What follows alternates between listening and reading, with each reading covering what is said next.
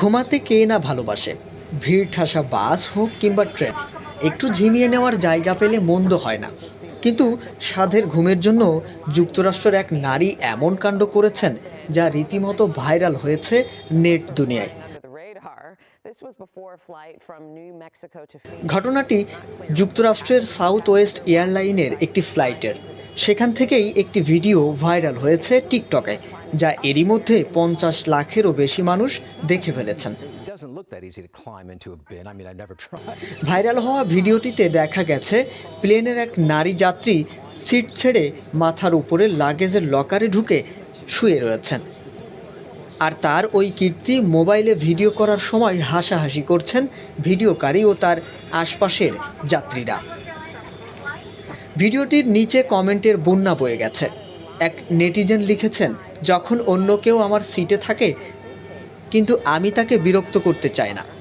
আরেকজন লিখেছেন, south West airline আপনাকে নিজের সিট ইচ্ছা মতো বেছে নেওয়ার সুযোগ দেয়।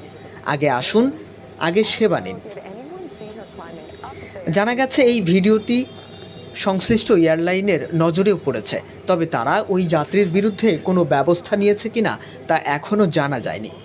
মজার ব্যাপার হলো, লাগেজ লকারে শুয়ে পড়ার ঘটনা এটি প্রথম নয়।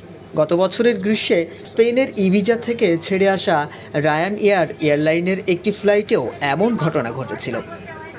এদিকে 2019 সালে টেনেসির ন্যাশভিল আন্তর্জাতিক বিমানবন্দরে পৌঁছানোর পর সাউথ ওয়েস্ট এয়ারলাইন্সের একটি ফ্লাইট অ্যাটেন্ডেন্টও লাগেজ লকার থেকে বের হয়ে এসেছিলেন। It's not clear what happened to the passenger, why she decided to climb into the bin. Also, did anyone see her climbing up there and try to stop her? Yeah, it's not that easy. It doesn't look that easy to climb into a bin. I mean, I've never tried. But I mean, you would think it would cause quite a commotion of her climbing over seats and stuff. And absolutely. And then you mentioned, what happens when they close the doors in the bins? The bin.